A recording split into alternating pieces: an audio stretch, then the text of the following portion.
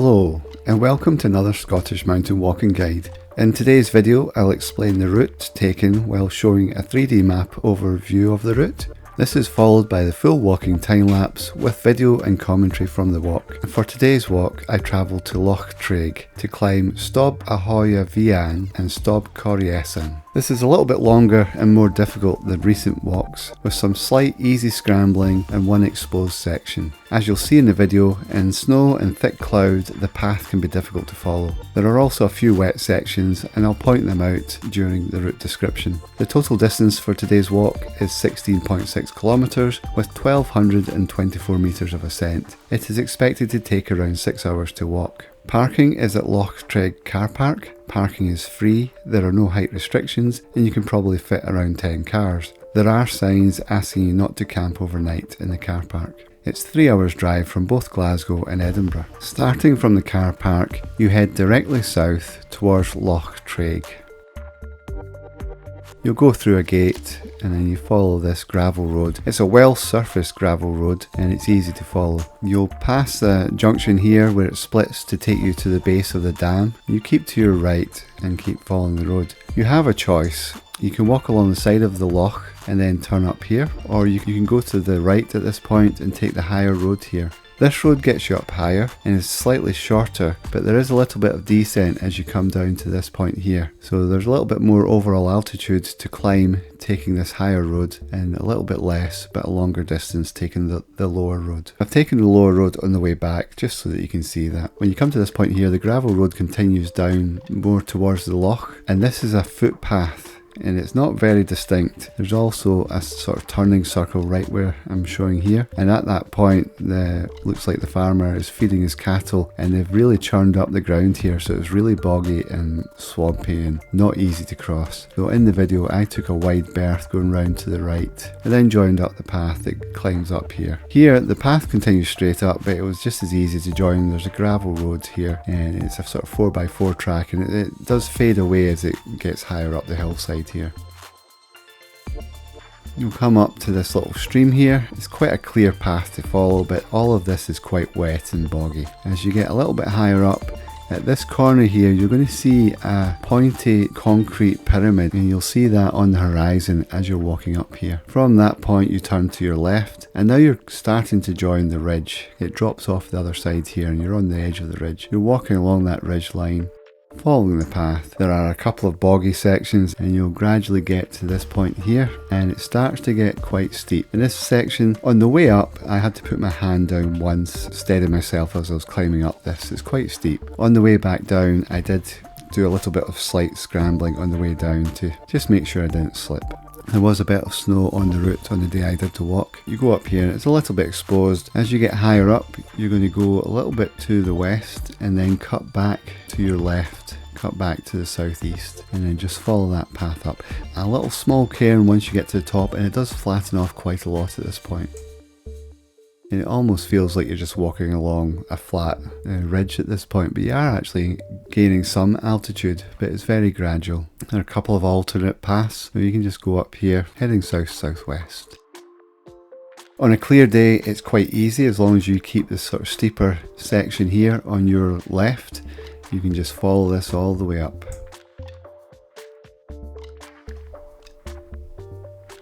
First summit of Stob Coire Easain is just around about here.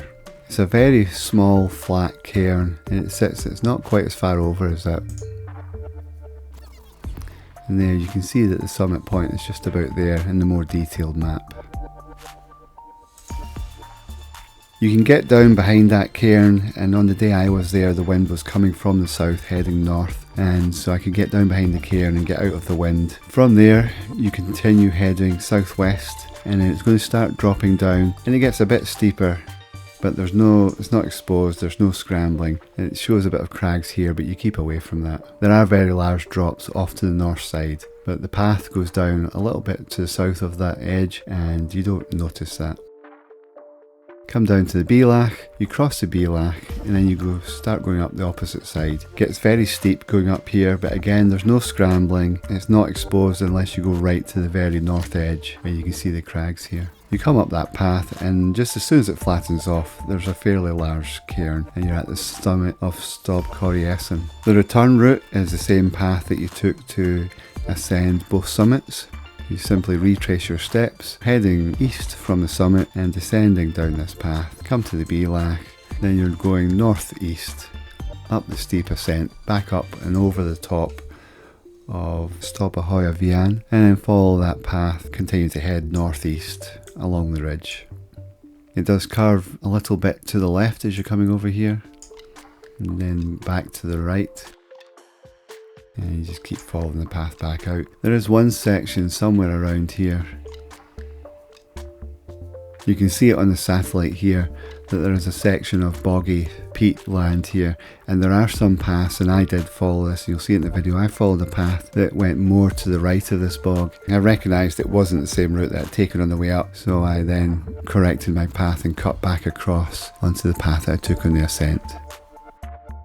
You'll come to two very small little cairns that indicate the second of which is at the point you turn directly to your left, and then you follow the path down, and you've got to just do that gentle scrambling on the way down this section here. And then after that you follow the path. It's actually more difficult on the way down because this is quite wet and slippery, and it's more uncomfortable going down it. It's not steep, but it's just slippy and boggy. Follow that all the way down, back to that pointy little pyramid. At that point you turn to your right, continue to follow the path down. Path is quite clear at this point. Cross back over the little stream, and then now it's more of a gravel 4x4 track as you're working your way down here, and then you follow that down and keep going down this gravel track. You'll come to a junction.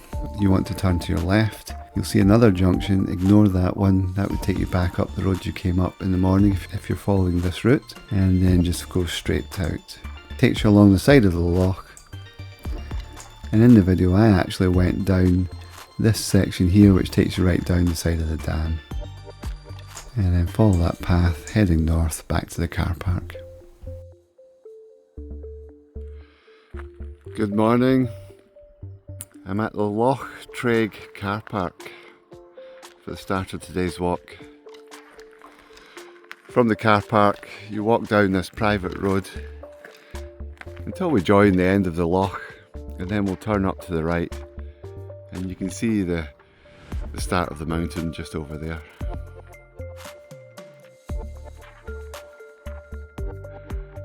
I don't think we're going to get any summit views today. It's meant to be foggy all day, and actually quite windy once we get up onto the ridge. From the car park you're heading south.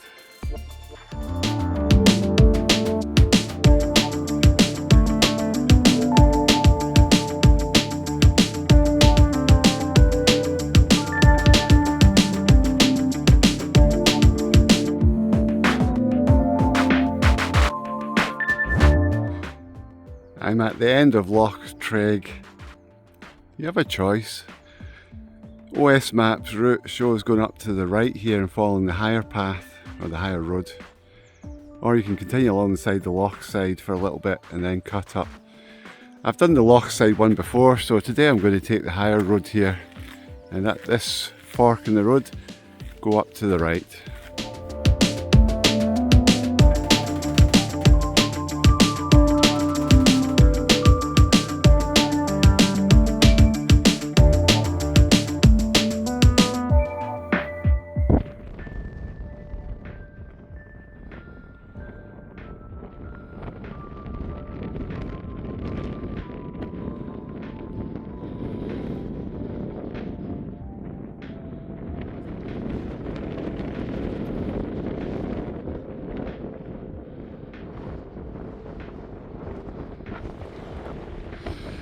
The wind's picking up a little bit now. The one downside to taking this road is there's a little bit of descent before we join the path that goes up the mountain on the right.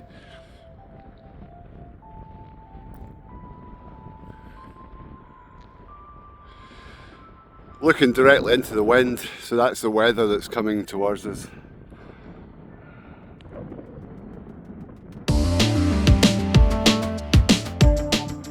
When you come to this little turning point in the road, it's been used as a cattle grazing spot.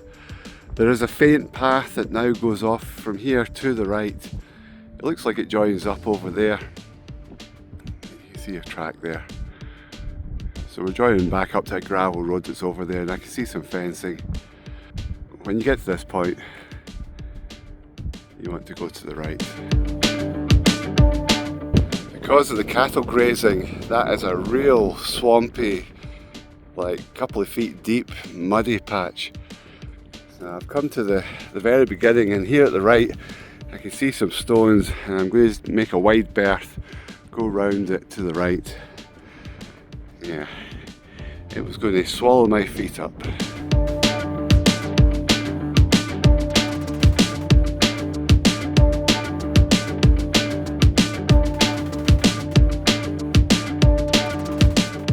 So I've crossed over that little bit of heather. I'm now back on more of a recognisable track. I'll just keep following this up.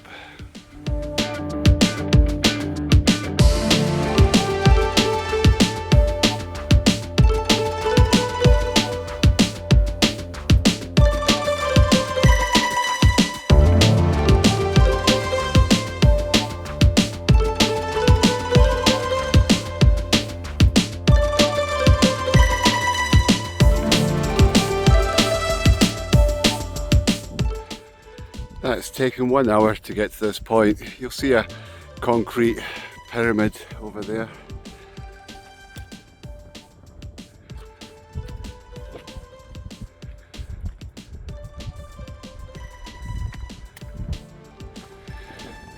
And we're almost on the ridge proper. Once we get up here a little bit, turn to the left, and the path zigs up that face over there.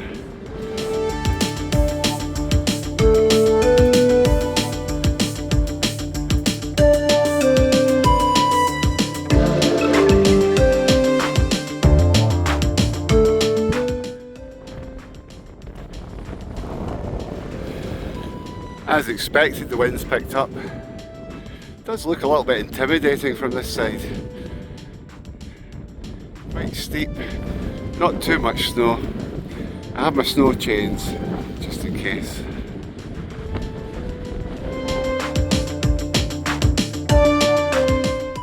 This section's got a really long, peaty, boggy section. So I kept well to the right as I was approaching, directly ahead as you're looking back. Just put my jacket on whilst I've got a little bit less wind. Once I get around this corner, I'm going back into the full force of the wind. With some significant wind chill. Wind chill is expected to be around -7 degrees. The actual temperature is about 1 or 2 degrees.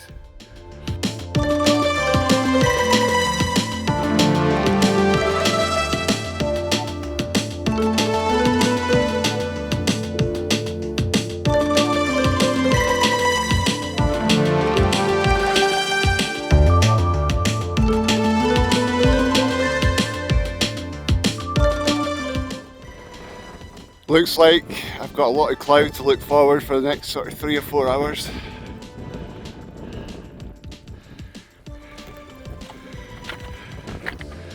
I'm only a little bit past halfway up in altitude.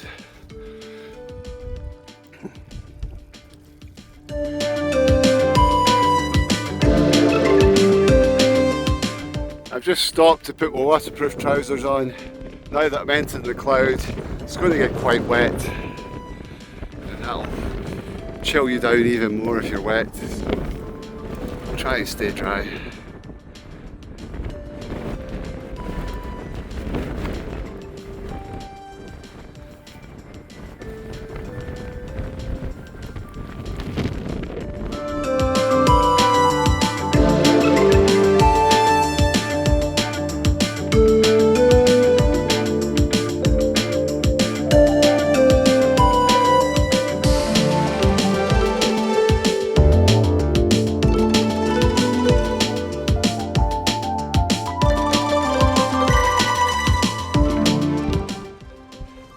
This section is a little bit steep and rocky. So far there's not been any scrambling required. But you know, you can put your hands on the rocks just to help yourself up a little bit. I think it flattens off quite soon. Still Still a reasonably steep incline to the top, but not like this.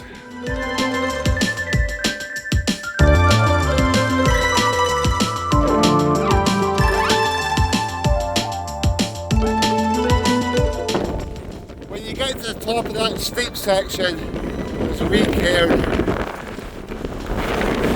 So it eases off a little bit, but it's still a fair incline. We're about 700 metres, a little over 300 metres to go to the summit, and just under 2 hours of walking at this point.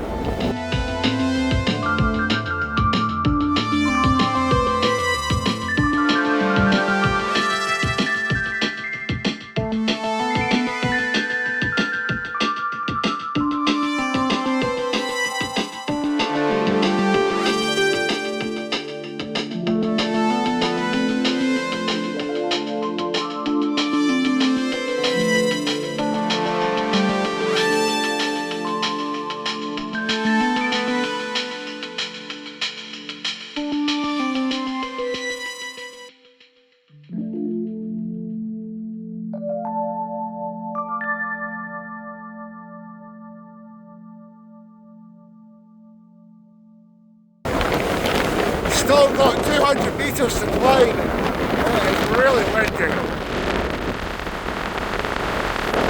About 1.5 kilometres to the summit.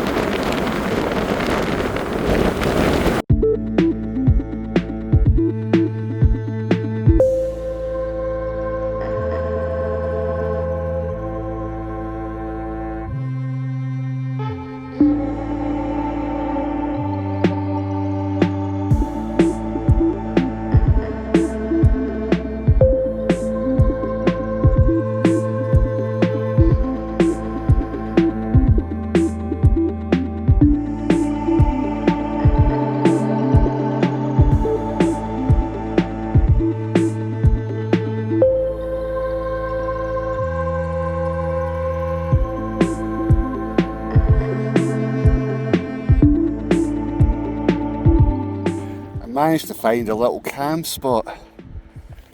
The wind, literally 50 metres down there, is unbelievable. Swirling around, pushing me all over the place. It sounds like a big river rushing down there, but that's just the wind.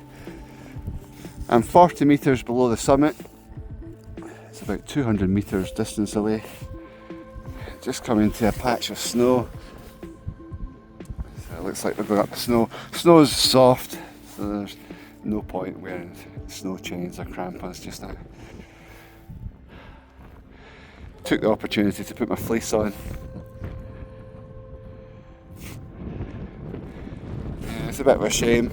This walk has got some amazing views and great quarries. We're not going to see them today.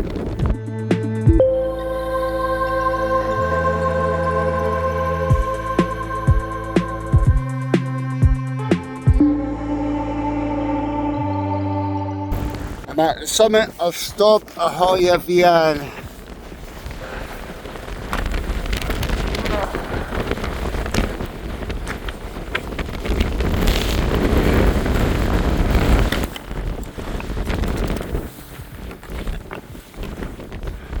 It's a very small summit, a little bit of a windbreak. Oh, yeah. Not much to see. From here I'm going to head southwest. It's only about 1 kilometre to the next top and a descent of about 120 metres down. So quite a steep little downhill and then uphill to get to the next top. It's taken 3 hours and 10 minutes to get to this top.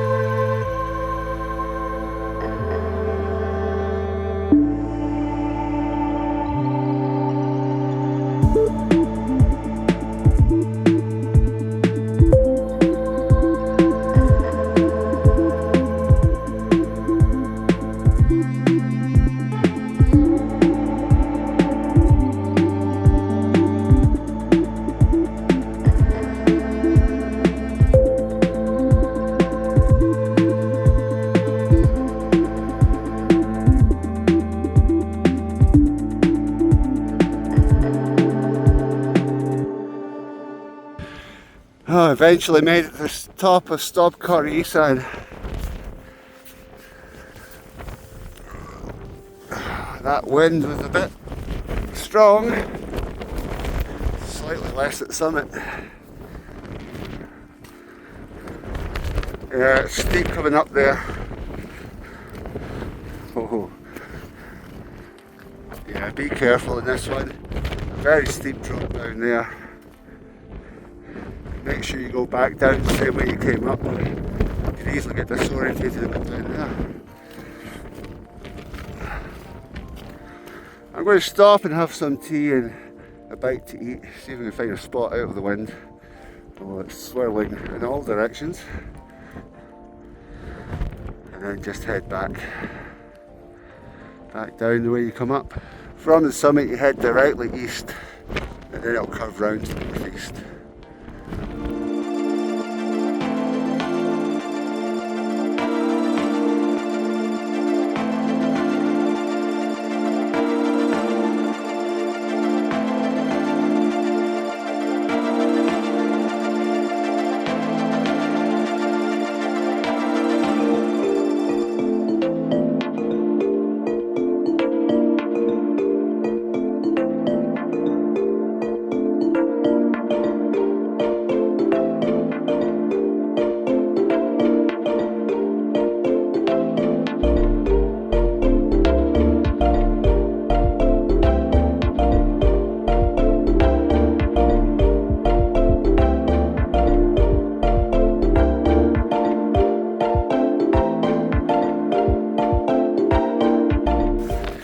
Now back at the summit of Stob Coire Easain. Just taking this opportunity to sit down behind the cairn again, get out of the wind. I mean, that was pretty brutal coming across from the other side there. At least from here it's all downhill. And the wind is coming across my right shoulder, a little bit from behind. It's not quite as bad as on the way up.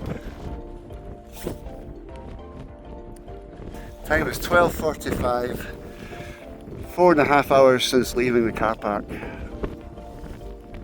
From here, just continue northeast, all the way along the ridge line. It'll take us back down to the end of the loch.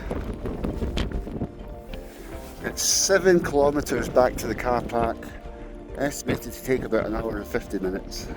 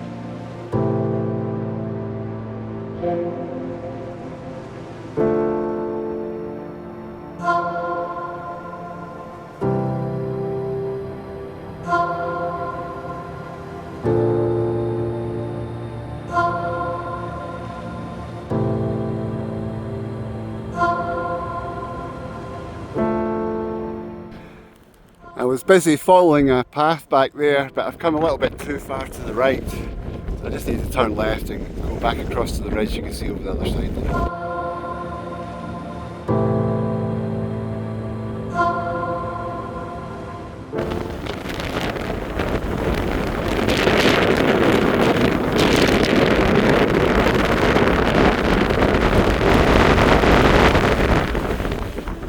So I'm back where the little cairn was I pointed out at the top of the very steep section. So there's actually 2 little cairns. You'll see the first one and then you go into the second one. At the second one we're going to turn left, follow the path down and just be careful in the descent.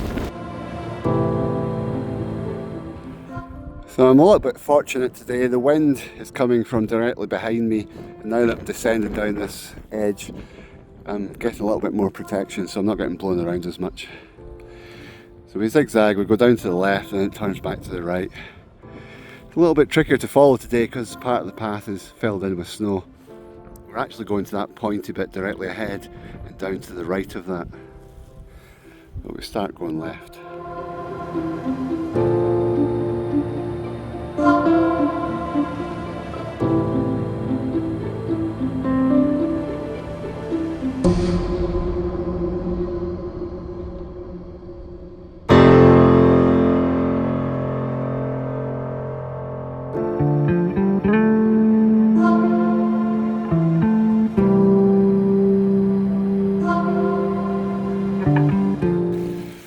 And for the first time since about the same place on the way up, I can see for more than 100 feet, although it just clouded in as I said that.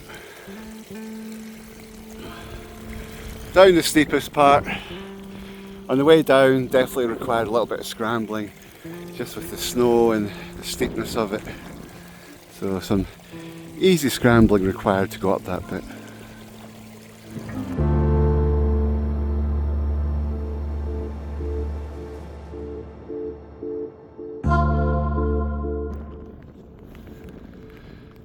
Started raining, winds calmed down, a little bit more visibility. So I just keep following this path down to that concrete pyramid and then turn to the right to the Ascent.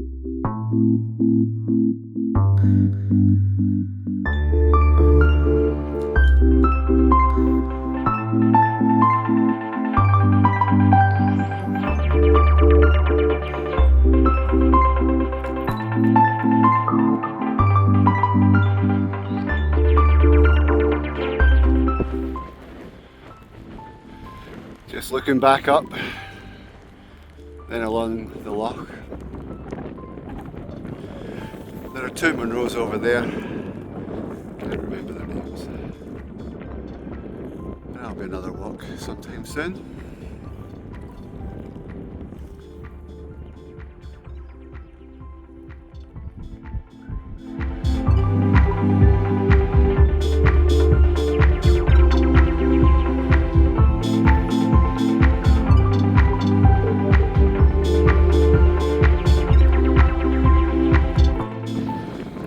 For the descent, I'm going to take the alternative path that goes down directly ahead there. Earlier on, I came across the field there, across that heather section, and I just want to see what it's like following this rough gravel path. It kind of goes straight down to the loch and then turns to the left and you walk alongside the loch side.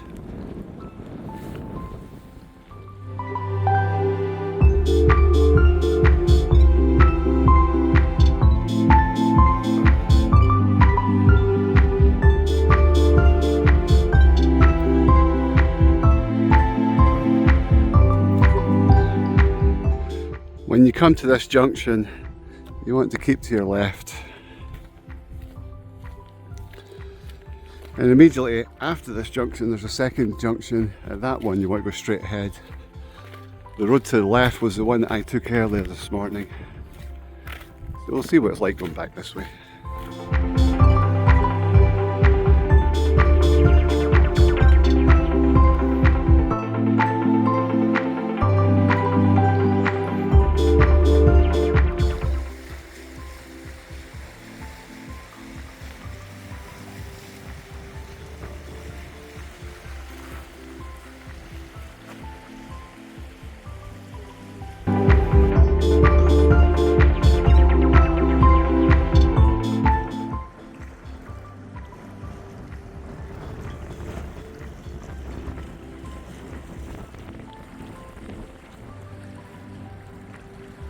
I'm just at the end of the dam. You can continue on that road right back to the car park. I'm just going to walk down the side here. I noticed earlier that road joins it just slightly further down.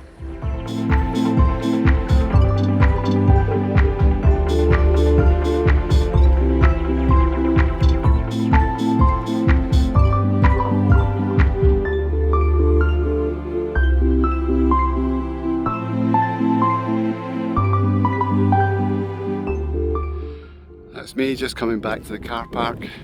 The time is 3 PM You can see how calm it is here compared to how it was at the summit. Still a bit of a breeze, but nothing like the 45-mile-an-hour winds at the top. Thank you for watching, and there'll be more next week. Bye for now.